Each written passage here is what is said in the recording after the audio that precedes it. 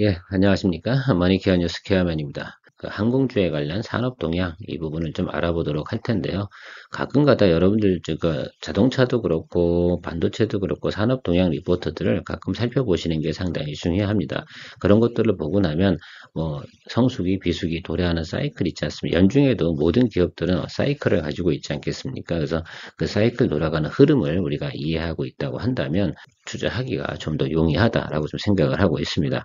전반적인 그런 흐름을 갖다 좀 종목별로 보다 보면 큰 흐름을 갖다가 놓치는 경우가 있으니까 여러분들 그 부분도 가끔 챙겨보시는 그런 시간을 가지시면 좋을 것 같고, 오늘 항공주 관련된 산업 동향 이야기 드릴 건데, 지금 뭐 4월달 같은 경우가 주가가 조금 흐름이 좋지 않았다라는 부분들은 왜일까라고 생각해 보면, 원래 항공은 특히 여행 부분에서는 4월달 같은 경우가 전통적인 비수기다라는 점 여러분들이 좀 착안해 주시는 것이 상당히 중요할 것 같다라고 생각을 하고 있습니다. 여러분들한테 제가 리포트 해드렸던 게 제주항공이니까 같이 곁들여서 같이 이야기 풀어보도록 하겠습니다. 예, 오늘도 내용이 좋으면 구독, 좋아요 부탁드리도록 하겠습니다. 자, 4월 산업동향 한번 살펴보도록 하면 4월달 같은 경우는 전통적 비수기이기도 하지만 턴어라운드 나오는 또 시그널이기도 합니다. 특히 유럽 노선 같은 경우는 날씨가 좀 받쳐주기 시작을 합니다.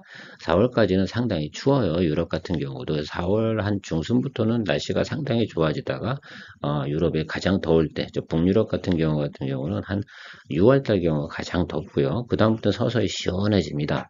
네, 요즘은 좀 뭐 이상 기온이 있다고 해서 그럴 수 있겠지만 그 적어도 그런 과정이 좀 있다라고 생각을 해 보시면 될 것 같아요. 그래서 유럽 노선 이쪽은 지금부터가 어떻게 돼요? 성수기로 돌아가는 과정이다라고 생각하시면 될 것 같습니다. 지금 일본 동남아 노선은 한풀 뭐 꺾인 모습 뭐 이렇게 이야기를 하고 있는데, 그 부분보다는 지금 그냥 어떻게 보면 그 휴가 시즌하고 계절적 요인하고 좀 맞아떨어지는 관계도 있고요. 우리가 통상적으로 지금 동남아 같은 경우 여행 가면 너무너무 덥습니다. 그래서 장마철 끝나고 가면 시원해지는 그런 모습이죠. 그 나라 기온에 비해서 시원하다는 겁니다. 우리나라에 비해서는 뭐 별 차이는 없겠지만, 자, 중국 노선 같은 경우는 전월 대비 2배 증가한 거는 확실히 나타나고 있어요. 중국에 대한 예를 들면 여행객 수요도 늘어나는 건 확실히 알겠고요. 그런데 우리나라 자국 내에 있는 항공사가 여객수가 많이 늘어난 것이 아니고 외국 항공사들이 여객수가 상당히 늘어났다는 점, 이 점 조금 착안해 봐야 되는 건데, 사실은 우리나라 같은 경우는 지금 눈치 많이 보잖아요. 중국하고 정치적 이유가 상당히 많이 있는 관계로다 노선을 갖다가 증편하기가 상당히 부담스러운 것도 없지 않아 있을 겁니다. 이 부분이 좀 우리가 가지고 있는 지금 현재 현황이다. 뭐 정치적인 부분까지 우리가 논할 수 있는 부분은 아니지만 산업에 미치는 영향도 이 정도는 가지고 있다라고 생각해 주시면 좋겠죠. 외국 항공사 같은 경우는 그냥 중국의 취향을 많이 한 겁니다. 우리가 좀 살펴봐야 되는 것들 중에 하나가 지금 국제선 여행 수요가 어떤 과정으로 진행이 되고 있는데, 이 부분들이 왜 흐름이 어떻게 될까 좀 체크해 보면 사실은 가장 이상한 부분 하나가 있어요. 지금 2019년 정도의 데이터를 대부분 회복했는데 회복이 안 되는 게 국제선 수요라고 하는 이유 중에 하나는 뭐 어떤 것들이냐, 바로 중국에 대한 내는 수요와 인원수가 한 500만 명 정도가 지금 덜 나오고 있거든요. 그 부분이 채워지게 되면 과거 2019년 정도의 데이터 수준을 충분히 따라잡을 수 있는데, 결과적으로는 지금 한중 관계가 그닥 이렇게 좋진 않다라는 부분들이 존재하기 때문이다라고 생각을 합니다. 그러면 우리가 주식을 투자하는 사람 입장에서 보면 중국에 너무 기대어 있지 마시고 중국 수요도 꾸준히 조금씩은 증가하기 시작을 할 겁니다. 그 부분은 뭐 피할 수 없는 거고, 중국 정부가 뭐 난리를 친다 하더라도 그 부분은 조금씩은 개선이 될 텐데, 과거 수요까지 올라가려고 그러면 연간 1,000만 명 시대까지 올라가는 과정은 상당히 오래 걸릴 것이다라고 생각을 하고 있어요. 지금 제가 알기로 한 200만 명 이 정도 수준까지는 온 것 같은데, 그 수준까지 가기 위해서는 상당히 오랜 시간이 걸릴 것이다. 그렇다고 하면 지금 우리가 종목으로 투자한다라고 생각해 보면 이런 것들 있죠. 이런 항공사들이 특히 뭐 대한항공, 아시아나항공은 어느 쪽으로 증편을 많이 합니까? 유럽 노선 쪽이 상당히 메리트가 많은 거죠. 이게 중국이 안 되면 딴 나라로 가야 되잖아요. 그래서 수출도 마찬가지잖아요. 중국이 막히면 유럽으로 가든 미국으로 가든 이렇게 해서 활로를 개척해야 되는 과정인데, 지금 대한항공이나 아시아나항공은 장거리 노선 이런 쪽을 많이 관심을 가지고 있습니다. 자, 그렇다고 하면 여기 LCC 업체들은 어떻게 해야 되냐? 중장거리 노선을 좀 더 많이 확대해야 되는 겁니다.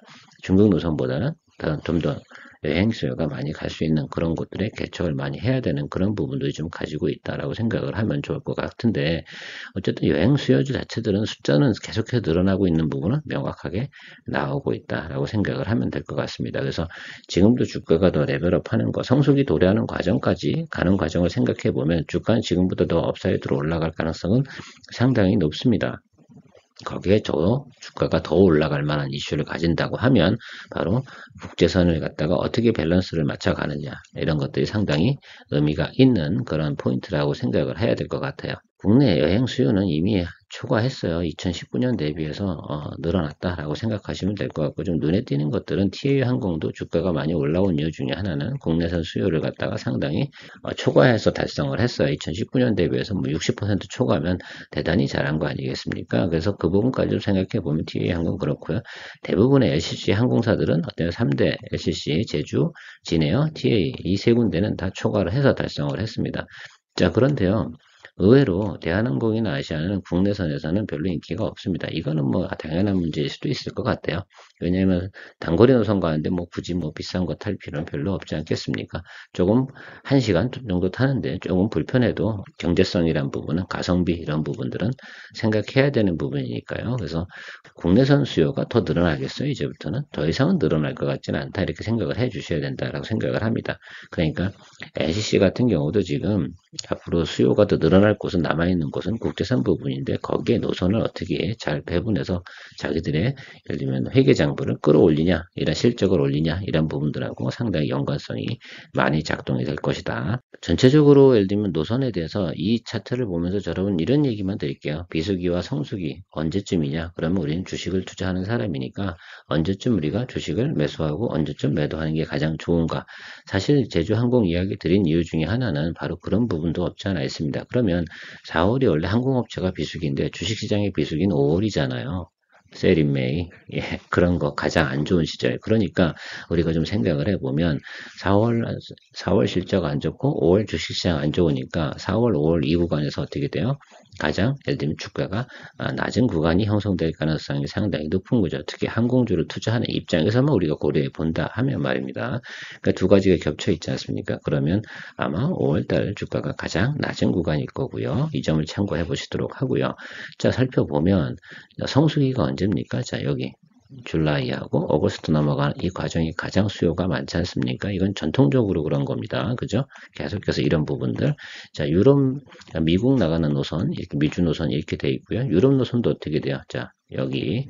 자, 9월달 딱 되면서부터 팍 꺾이지 않습니까? 예, 이 부분은 또 생각해 봐야 되는 건, 뭐 9월, 10월 달에 우리나라 항상 추석이 있기 때문에 그 전엔 다 대부분 또 수요가 좀 줄어들기도 하고요. 당연히 7, 8월에 휴가 시즌도 가지고 있습니다. 이런 성장세를 가지고 있는 거죠.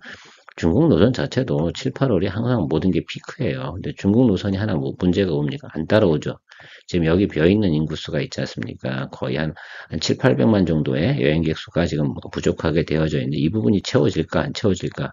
물론 늘어나는 거는 방향성은 맞습니다만 이 구간을 갖다 과거처럼 회복하는 건 상당 기간 오래 걸릴 것이다. 그러면 지금 제가 얘기드렸지만 LCC 업체들 같은 경우도 중국 노선보다는 다른 곳을 더 활성화시키는 것이 상당히 큰 의미를 가지고 있을 겁니다. 자, 동남아 같은 경우는 조금 수요가 어떻게 됩니까? 지금 3월 달 넘어오면서 이렇게 하락기로 접어들 지금 리오프닝 때문에 조금 예를 들면 과거보다 여행객 수요가 정상화되는 과정이었고요.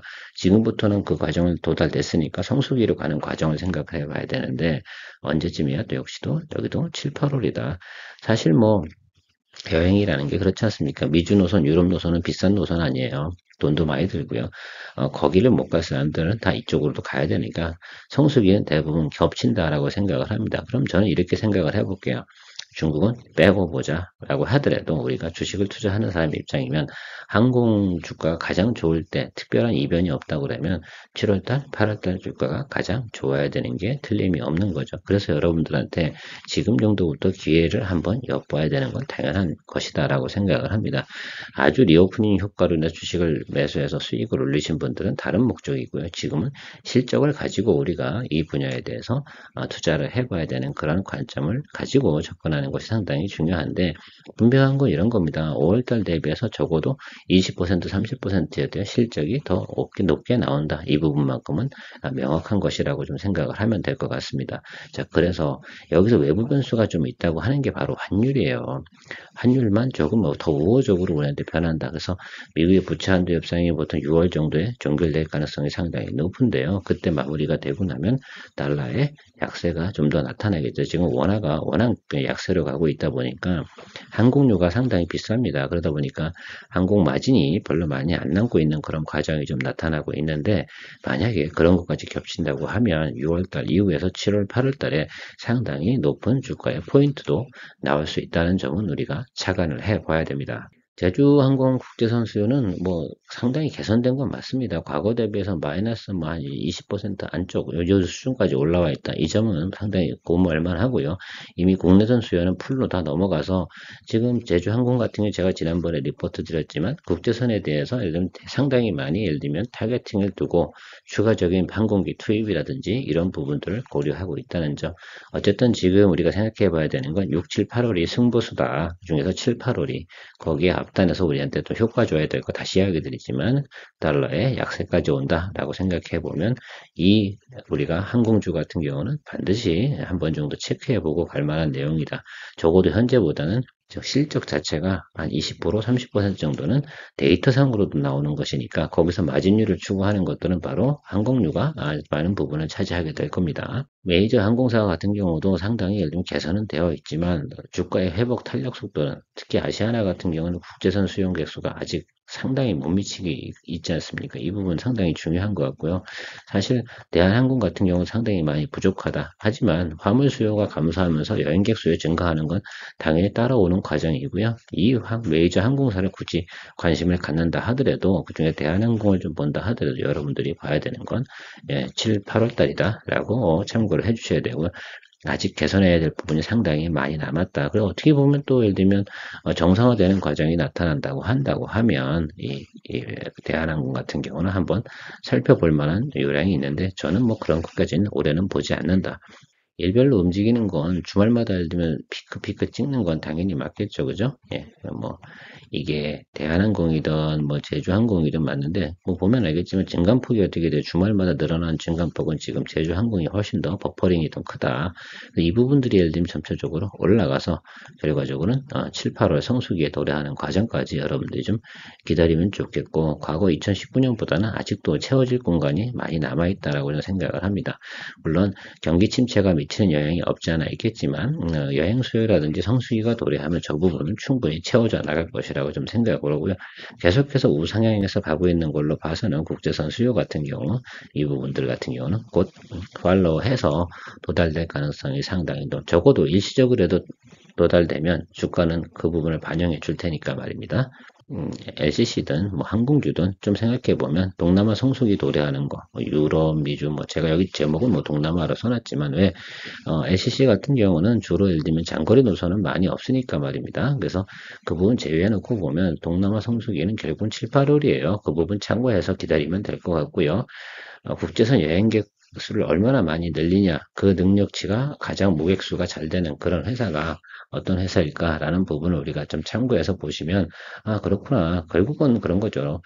해외 그 여행객 수요를 많이 무객할 수 있는 건 볼륨 사이즈가 좀 돼야 되고요. 기본 시장 점유율을 가지고 있어야 됩니다. 그럼 시장 점유율로 따지고 보면 LCC 업체 중에 제일 1위 업체가 제주항공이니까 제주항공 자체가 가장 많은 예를 들면 확률적으로 높은 예를 들면 수요를 목액을 할 가능성이 상당히 높다 이렇게 생각을 하고 있어요.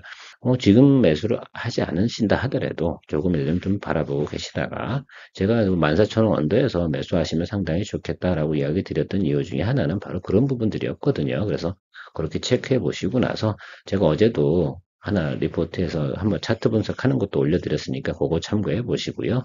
그리고 나면 7, 8월까지는 그래도 기다려줘야 된다라고 저는 생각을 합니다. 3달 정도만 참아보세요. 6, 7, 8, 3달 안에 여러분들이 원하는 답이 나올 가능성이 상당히 높을 거다라고 이야기 드리고 싶네요.